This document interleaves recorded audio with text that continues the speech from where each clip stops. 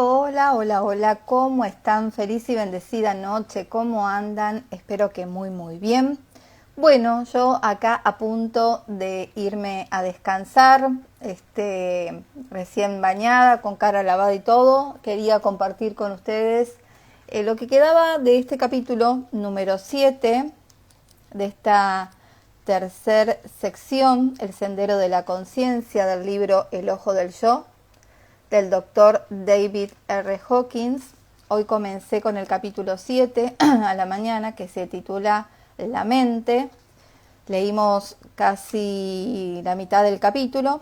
Y bueno, la verdad es que tenía ganas de compartir lo que quedaba en el día de hoy y mañana quizás comenzar con un capítulo nuevo.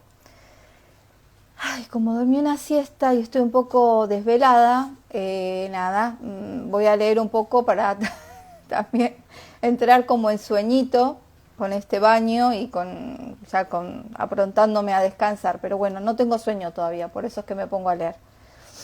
Vamos a compartir lo que queda entonces del capítulo de hoy. Gracias a los que se unen ahora, a los que lo van a ver después.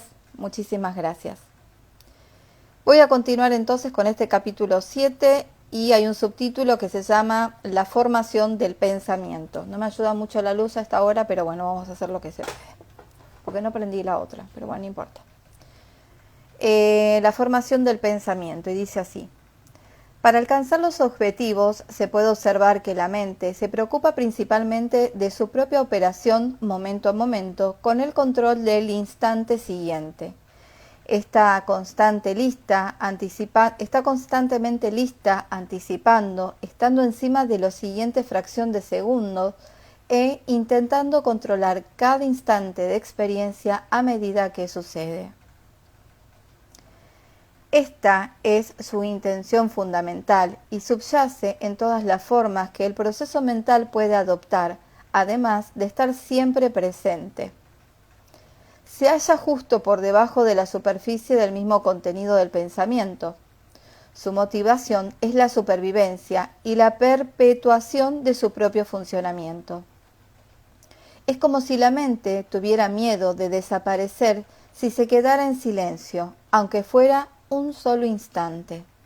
La mayoría de las personas ahogan el silencio con una música de fondo o con la conversación. Para silenciar la mente hay que someter ciertas motivaciones ante Dios y renunciar a ellas. 1. El deseo de pensar. 2. El deseo del placer de pensar. 3. La comodidad que ofrece la garantía de continuidad de la propia existencia. No es recomendable intentar detener el pensamiento por un acto de voluntad, dado que lo único que se consigue es perpetuarla al forzarla a seguir queriendo su propia detención. Una técnica más efectiva es dejar de querer pensar y renunciar a las gratificaciones o ventajas imaginarias que el propio pensamiento nos pueda aportar. No hay en verdad ninguna entidad personal por detrás de los pensamientos. Se automotivan a partir de los hábitos. En realidad, los pensamientos no sirven más que a la conveniencia, pero no a la supervivencia, pues cuando la mente queda en silencio, la vida continúa alegremente sin ellos. Cuando la mente está próxima a su rendición, lo primero que se nota es que ésta crea historias y prolijas situaciones hipotéticas, pero también se puede someter su deseo de hacer esto. Entonces la mente discurre con párrafos más breves y luego con frases, oraciones y agrupaciones de palabras más cortas. Por debajo de cualquier forma que asuman los pensamientos, sean cuales sean sus contenidos e imágenes, se encuentra el mismo deseo de autoprogramación y pensatividad dirigido al control y la anticipación de la experiencia del instante siguiente.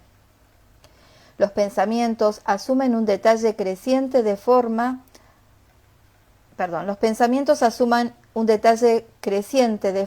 a medida que emergen de un espacio más difuso que surge del campo de energía que da soporte al pensamiento y lo propaga. Cuando uno se centra en renunciar a los motivos que hay tras el acto de pensar, es posible detectar los pensamientos tal como son el mismo proceso de formación. Esta matriz de pensamiento-forma se puede detectar en la fracción de segundo que precede a la formación de un pensamiento específico. En esta matriz se halla la presión sutil que hay tras la producción de pensamientos. El sometimiento de esta intención trae como consecuencia el cese del pensamiento, y en el silencio que se da a continuación, la serenidad de la presencia se impone como todo lo que es. La divinidad de su esencia se irradia como la informidad que hay tras toda forma, en una perfección exquisita, más allá del tiempo y el espacio. La renuncia al acto de pensar es más fácil si se asume el punto de vista espiritual de que todos los pensamientos son vanidades, sin realidad ni valor intrínseco. Resultan atractivos por el valor exagerado que le damos al considerarlos como míos, y de ahí especialmente dignos de respeto, admiración o cuidadosa conversación. Para aflojar la sujeción de la mente, se necesita una humildad radical y una disposición intensa a someter sus motivaciones subyacentes, disposición que se alimenta, que extrae su energía y su poder del amor a Dios y de la pasión por someter el amor al pensamiento ante el amor de Dios. La reluctancia a renunciar al pensamiento no solo se debe a la identificación ilusoria de los pensamientos como míos, sino también a que son yo. La mente tiende a sentirse orgullosa de sus pensamientos como si fueran un tesoro. Convendrá darse cuenta de que el yo real es comparable al hardware o armazón principal de un ordenador, y que los pensamientos no son en realidad más que el software, programas sustituibles de origen externo. De todos los programas, las opiniones suelen ser muy valoradas, aunque si se las observa de forma crítica, se muestran de escaso valor. Todas las mentes tienen opiniones, y más opiniones sobre todo, aun cuando no sepan nada en absoluto sobre el tema. Todas las opiniones son vanidades sin valor intrínseco y no son más que una consecuencia de la ignorancia. Las opiniones son peligrosas para sus propios dueños porque, por su carga emocional, son desencadenantes de disensiones, enfrentamientos, discusiones y posicionamientos. No se puede sostener una opinión y al mismo tiempo trascender los opuestos, y para superar las opiniones hace falta una gran humildad. Cuando la mente penetra a través de su engreimiento, se percata de que en realidad no es capaz de saber nada en el verdadero sentido de lo que significa realmente saber. La mente solo tiene información e imaginaciones acerca de algo. En realidad no puede saber, porque saber, conocer, es ser aquello que es conocido. Todo lo demás no es más que especulación y suposición. Cuando se trasciende la mente, no hay nada que saber, porque, en realidad, el yo real es todo lo que es.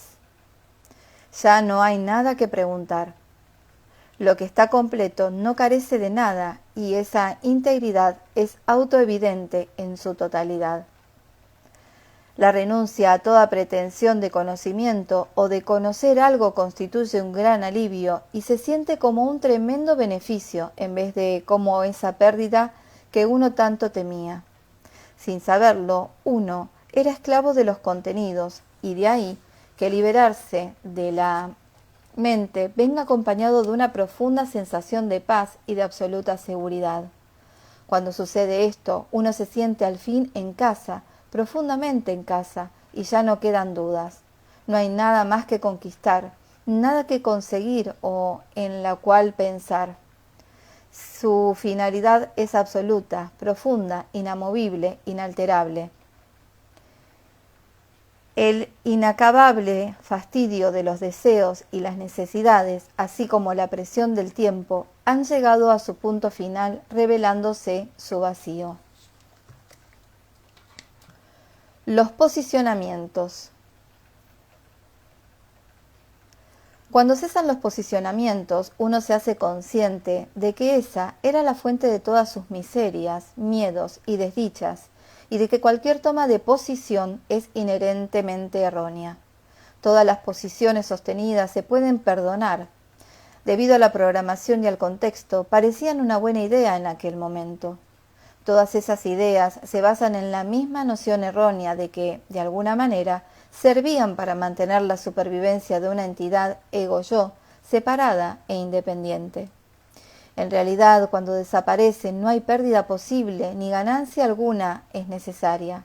La causa del dolor y del incesante sufrimiento era la ilusión en sí. Por su propia naturaleza, estructura y cualidades, el falso ego, yo, es incapaz de alcanzar la paz o una felicidad verdadera. En el mejor de los casos, experimenta un placer basado en circunstancias cuya pérdida trae pesar y el retorno a la infelicidad. Al final, se descubre que el sacrificio de renunciar a la mente es en realidad el mayor de los dones que uno puede recibir. La recompensa excede tanto cualquier expectativa que uno pueda haber tenido previamente, que resulta inexplicable. A medida que el ego se disuelve y la mente pierde su insaciable agarre sobre el sentido de la identidad de uno, aparecen nuevos miedos. Sin una mente que asegure la supervivencia, ¿cómo va a sobrevivir el yo y continuar así la vida? ¿De qué voy a comer si no lo proveo? ¿Cómo voy a satisfacer mis necesidades vitales? ¿No es necesario el ego-mente para la supervivencia? Todas estas respuestas se basan en las limitaciones de los conceptos de casualidad del ego-mente, y estos, a su vez, se basan en la imaginaria dualidad de que existe una identidad pensamiento, que gracias a sus pensamientos y deseos hace que las cosas ocurran a través de las acciones. Se dice que un aquello ocurre como consecuencia de un esto en el mundo. Por tanto, hay una separación ilusoria entre causa y efecto, entre un yo separado y un acontecimiento en el mundo causado por los planes y las ideas de este yo. De ahí que se crea que si no hay pensamientos del ego-mente que hagan que las cosas ocurran, ¿cómo se va a poder sobrevivir? Este es el origen de los miedos, la inseguridad y el enfado cuando surgen obstáculos que amenazan los planes de este imaginario mecanismo de supervivencia. En un trabajo espiritual serio, conviene tener unas cuantas herramientas básicas y sencillas de las que se puede depender plenamente y en las que se puede confiar tranquilamente para superar el miedo y la incertidumbre.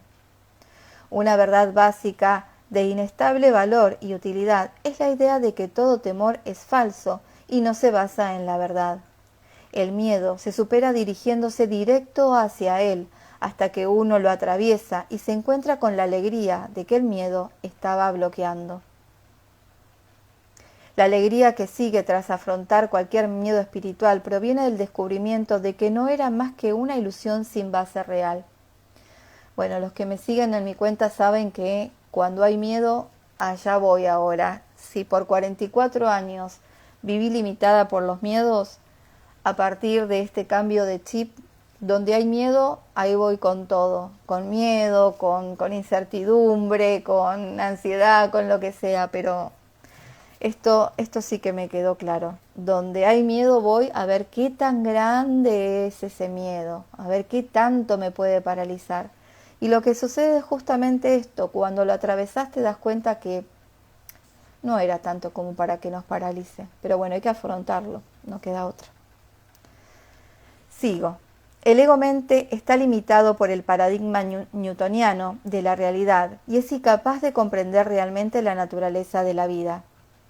En realidad todo ocurre por sí solo, sin causa exterior. Cada cosa y cada acontecimiento es una manifestación de la totalidad de todo lo que es, tal como es en un momento dado. Una vez que se ve en su totalidad, todo es perfecto en todo momento y no hay nada que precise de una causa externa para cambiar en modo alguno. Desde el punto de vista del posicionamiento del ego y de su limitado alcance, el mundo parece necesitar innumerables arreglos y correcciones. Esta ilusión se derrumba como vanidad. En la realidad, todo es una manifestación automática del destino inherente a su esencia. No necesita ninguna ayuda exterior para ello. A través de la humildad, uno puede renunciar al papel autoasignado del ego como salvador del mundo y someterlo ante Dios. El mundo que el ego dibuja es una proyección de sus propias ilusiones y posicionamientos arbitrarios. Ese mundo no existe. Otra fuente de vacilaciones cuando se sumerge uno en el trabajo espiritual tiene lugar cuando parece presentarse un conflicto transitorio entre las actitudes sociales habituales y el trabajo de desarrollo espiritual. Debido al hábito, se exigen una serie de creencias y valores que derivan de los valores, las expectativas y las programaciones habituales. Se les cree valiosos para uno mismo y para la sociedad, y puede haber cierta reluctancia a renunciar a ellos. Por ejemplo, uno puede sentirse culpable por abandonar unas arraigadas convicciones mecanicistas o religiosas, o por renunciar al programa de buena persona sostenido como ideal. Para superar estas fuentes de conflicto conviene recordar que el viaje espiritual supone una renuncia a todo tipo de creencias y actitudes con el fin de crear el espacio suficiente para que la realidad resplandezca. El énfasis en los propios esfuerzos y las expectativas que generan pasan de lo esperado y lo mundanal a lo que en un principio parece algo excepcional e inusual. Hay un abandono temporal de aquello que se fantaseaba que era de valor para la sociedad. Lo que se creía que eran puntos de vista importantes y cruciales se ven ahora como suposiciones impertinentes y retórica vacía. La renuncia a los reclamos preferidos lleva a que se vean básicamente como formas de propaganda operativa con motivaciones ocultas de control e influencia sobre los demás. Y con la humildad uno llega a estar dispuesto a cejar en sus intentos por controlar y cambiar a los demás por su propio bien, o bien cambiar las situaciones y los acontecimientos de la vida. Para ser un buscador espiritual comprometido es necesario renunciar al deseo de lo que es correcto o de imaginario valor para la sociedad. De hecho, ningún ego ni ningún sistema de creencias son de valor alguno para la sociedad. El mundo no es bueno ni malo, ni defectuoso, ni precisa de ayuda, ni de modificaciones, porque su apariencia no es más que una proyección de la propia mente. Ese mundo no existe. Otro hábito mental que genera obstáculos temporales es el uso frecuente de lo hipotético como recurso en una discusión o para la duda. El intelecto siempre puede construir una serie imaginaria de conceptos de tal forma que refute cualquier cosa. El objetivo inconsciente de la posición hipotética lo constituye siempre la vanidad de tener razón y refutar cualquier otro punto de vista. Lo hipotético no tiene validez ni existencia en la realidad. En el trabajo espiritual no hay que plantearse el qué pasaría si, en la medida en que es un producto espurio de la imaginación y del lenguaje cuya motivación es la autojustificación de una postura. El nivel de conciencia de la intelectualización se calibra en el 400, que es útil en el mundo físico de los esfuerzos humanos, pero que tiene limitaciones y constituye una gran barrera para la iluminación. El intelecto en sí es una gran limitación, y los grandes genios de la ciencia y el intelecto se calibran todos en aproximadamente 499, y esto se debe, hasta donde puede llegar el intelecto, a las limitaciones que ofrece su contexto de la realidad. Para ir más allá de este límite hace falta un contexto mayor que le lleva a uno a la no causalidad, a la no dualidad y a las dimensiones no lineales y no newtonianas de pensamiento y entendimiento. Conviene darse cuenta de que todo es como es a consecuencia de que el universo entero es como es en su integridad y en todo momento. Cualquier cosa que creemos ver es en sí perfecta, total, una expresión del universo entero. El intelecto, en el mejor de los casos, solo puede comprender esto como una idea, pero no puede experimentar la verdad real de ello. Aun cuando el ego pudiera comprender la totalidad, seguiría hablando de su percepción de un acontecimiento, sin comprender su propia existencia. Conviene darse cuenta de que no hay nada que se pueda describir o experimentar salvo desde su exterior. Toda descripción, por elegante que sea, no deja de ser un conjunto de medidas y definiciones perceptivas de cualidades imputadas que no tienen existencia en sí. No hay nada que sea tal como se describe, por tanto, toda descripción trata de lo que una cosa no es. Percatarse de la realidad y la verdad absoluta es el mayor regalo que se le puede hacer al mundo y a la humanidad entera. En su esencia, el trabajo espiritual es así pues un trabajo de servicio desinteresado y de sometimiento a la voluntad de Dios. A medida que se incrementa la conciencia, el poder de ese campo de conciencia se incrementa de forma exponencial en expansión logarítmica. Y con eso, en sí, por sí mismo, se consigue mucho más que con todos los esfuerzos o intentos con los que se pretende aliviar el sufrimiento del mundo. Todos esos esfuerzos son inútiles porque están necesariamente equivocados debido a las falsificaciones y las ilusiones de la función perceptiva del mismo ego. La impersonalidad del ego. Debido a la creencia de un yo o mí singular, parece como si uno estuviera haciendo un sacrificio al renunciar al ego-mente. Y se ve como un sacrificio porque se cree que es algo único y precioso debido a que es personal. Conviene darse cuenta de que el ego es impersonal, no es único en modo alguno. Todo el mundo tiene un ego innato que opera más o menos igual que el de todos los demás. Todos los ego-yoes, a menos que hayan sido modificados mediante el desarrollo espiritual, solo piensan en sí mismos, son egoístas, vanos y mal informados, y siempre están intentando sacar partida de los demás en todas sus formas habituales, con superioridad moral, posesiones, famas, riqueza, adulación y control. Debido a su afán por posicionarse, todo ego trae como consecuencia culpabilidad, vergüenza, codicia, orgullo, ira, rabia, etc. Y dado que el ego se constituye a partir de posicionamientos, no tiene opción alguna de ser otra cosa que lo que ya es, de ahí que sea una fuente ineludible de sufrimiento y pérdidas. Pero por encima de todo, el ego le tiene miedo al futuro y al espectro de la muerte, que forma parte intrínseca de su propia estructura. A lo que más se aferra el ego es a la convicción de su propia existencia como una realidad independiente. El ego puede incluso recurrir por un tiempo a la búsqueda de la iluminación como fórmula secreta para asegurarse la supervivencia en la eternidad, emergiendo así el ego espiritual como una forma desesperada, aunque sofisticada, de supervivencia. Nuestras fantasías acerca de la realidad nos resultan muy queridas y somos reacios a desprendernos de ellas. Este es un proceso que exige mucho coraje y mucha fe. Renunciar a lo conocido por lo desconocido requiere un gran compromiso, disposición y devoción para someter la propia fe ante Dios. Causalidad.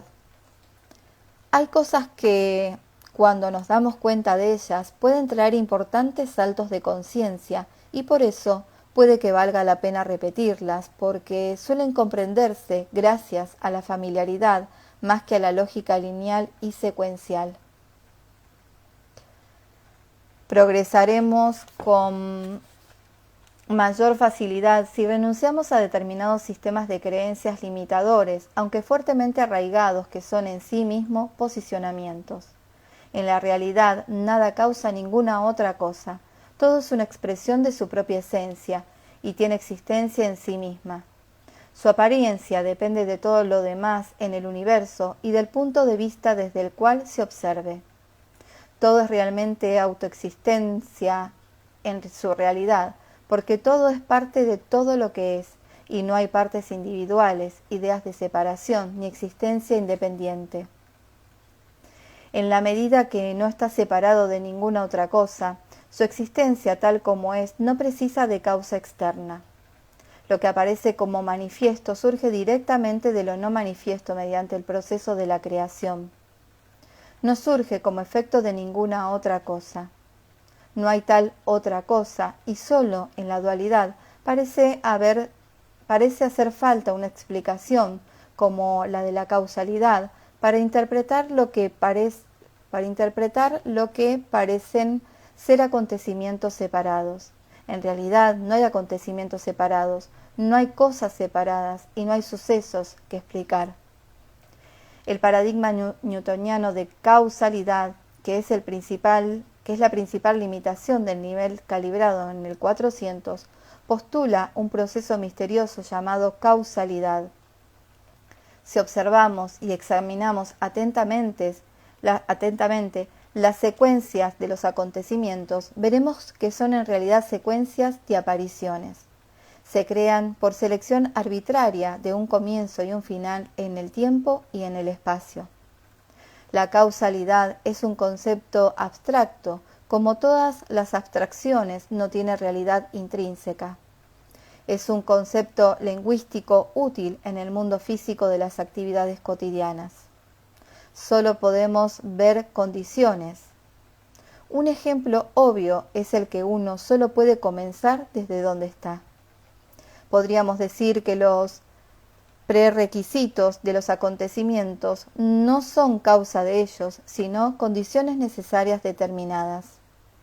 Incluso la humildad intelectual precisa de la renuncia a ideales hipotéticos que solo tienen un valor heurístico como explicaciones lingüísticas. Si un niño pregunta ¿por qué se vuelve la flor hacia el sol?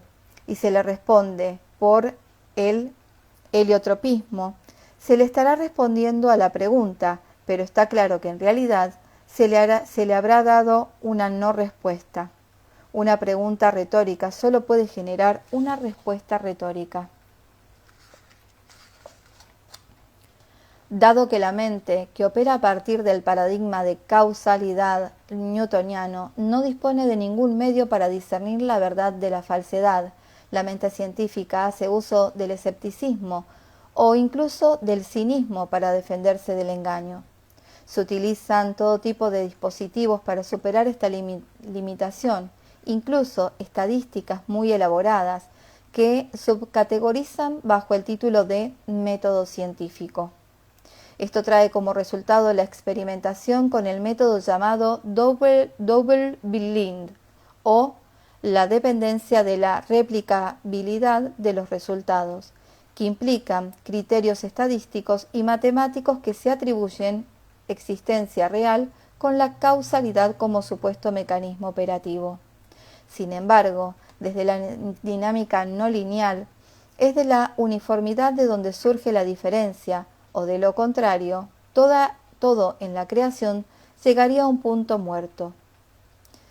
Es de entre 100.000 millones de generaciones de escarabajos negros de donde emerge de repente un escarabajo blanco. Los bloqueos del escepticismo en las discusiones hipotéticas constituyen siempre un obstáculo para el progreso espiritual. La fe supone una suspensión voluntaria del descrédito y da sustento a la humildad, la cual subyace a todo progreso espiritual. La convicción llega más tarde, ya que la verdad es reveladora y evidente en sí misma y se da en la forma de una presentación que se realiza por sí misma y que no supone esfuerzo alguno. Si no existe la causalidad y no hay nada que sea causa de ninguna otra cosa, ¿cómo vamos a alcanzar los objetivos deseados o cómo vamos a generar los cambios deseados?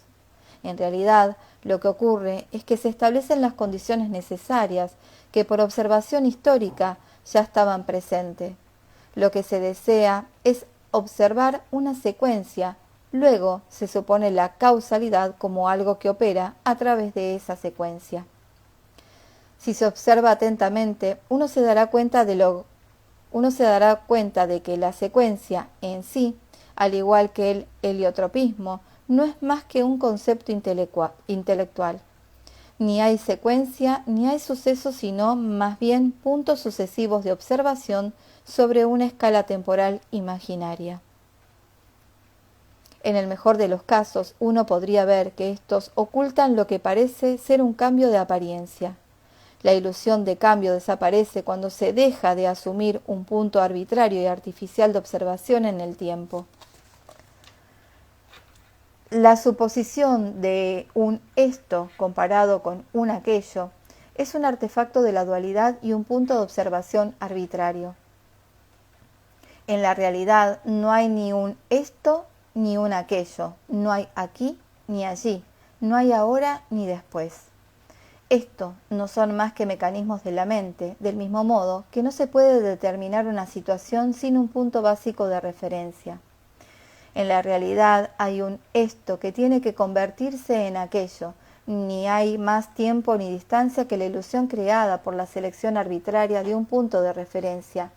Este punto de referencia situacional, seleccionado arbitrariamente, no es posible ni descriptible, de ahí que se diga que la realidad es no local, más allá del espacio y del tiempo. No es descriptible en esos términos, que son sólo categorías de pensamientos y abstracciones del proceso de razonamiento. Sin embargo, son útiles para los niveles de conciencia que calibramos principalmente en el 400. En el 500 se da un importante salto de paradigmas que hace que lo que parecía real se antoje ahora irreal y que lo que era irreal aparezca como convertido en lo real.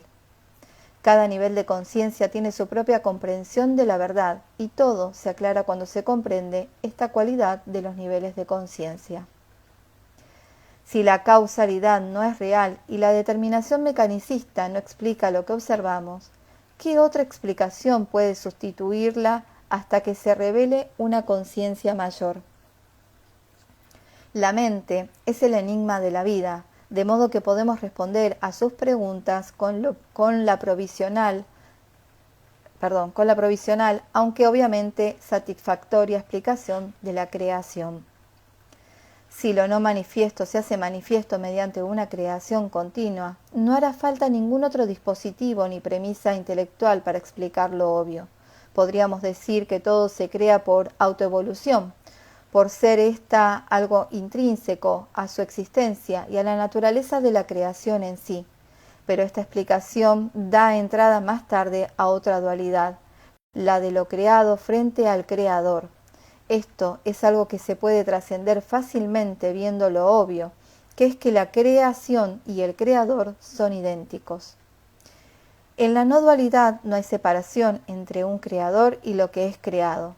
A medida que se van superando limitaciones, el universo se revela como algo no diferente de la divinidad. Cuando se realiza el yo, aparece la divinidad de toda la creación en todas sus expresiones, con un poder resplandeciente y absoluto. Resplandece en sí mismo, se revela por sí mismo, es idéntico a sí mismo y completo en total unidad y unicidad. Lo absoluto es exactamente eso.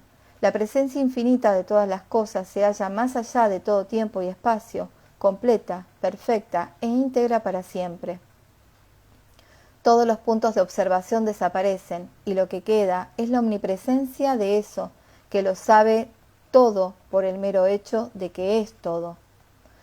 Cuando aparece la realidad en su asombrosa autoevidencia y en su paz infinita, da la impresión de que el bloqueo para la realización lo constituía en la misma mente, que no es diferente del ego, son la misma cosa. El estado de conciencia es el nivel de no mentalidad, que no es lo mismo que el vacío o la nada. Estos términos hacen referencia a la forma. Lo definitivo es el reino de la no forma, no limitación, no situación y por tanto de la presencia constante de la totalidad del todo. Solo hay existencia. La existencia no requiere causa alguna y pensar eso como mucho, Solo hay existencia. La existencia no requiere causa alguna. Y pensar es, como mucho, crear una falacia lógica. Por existencia queremos decir indiscernible mediante observación, y supone un cambio de condiciones hipotético desde lo no existente a lo existente. Sin embargo, lo que es siempre fue en su integridad, más allá de todo tiempo. Buscar una causa primera es un artefacto de la mente que aparece junto con los conceptos de tiempo y espacio. Más allá del tiempo y el espacio no hay eventos, ni comienzos ni finales, lo cual está más allá de las categorías de la razón y pensamiento humanos. Bueno, seres bonitos, ahora sí, hasta acá el capítulo 8, capítulo 7, justo estaba leyendo que después comenzamos con el 8. Muchas gracias a todos los que estuvieron ahora en el vivo, ahora sí ya como un poco más cansadita, me voy a ir, ya mis ojitos lo dicen todo, pero bueno, muchas gracias a los que estuvieron ahora en vivo, creo que está Clau y Caro, gracias hermosas por hacer el aguante ahí, estar presente, sí, gracias bonita. Bueno, es un libro, nada, un poco, ¿no? Habría que darle una segunda vuelta, creo yo. Así que, pero bueno, nada, quería leerlo con ustedes, por primera vez compartirlo. Y bueno, como esto queda grabado, o yo lo vuelvo a leer para mí o me escucho a mí misma. Así que está esto todo perfecto. Gracias, que descansen ustedes también. Gracias. Mañana seguramente pasaré con un poquito más de lectura, con las lecciones. Y mañana, bueno, tengo un hermoso vivo con José Luis Molina, un maestro de un curso de milagros, una persona que viene con el curso de milagros desde más de 30 años. Él es el que ha creado la escuela de psicoterapia en España. Así que bueno, para mí va a ser un honor nuevamente compartir con él un nuevo Aportando mi granito de arena, porque el año pasado ya tuvimos uno.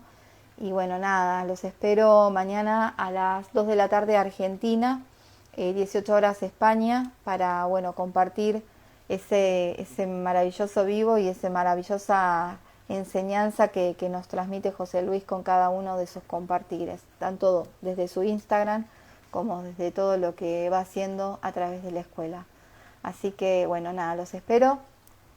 Feliz noche, feliz descanso. Nos vemos mañana. Chao, chao.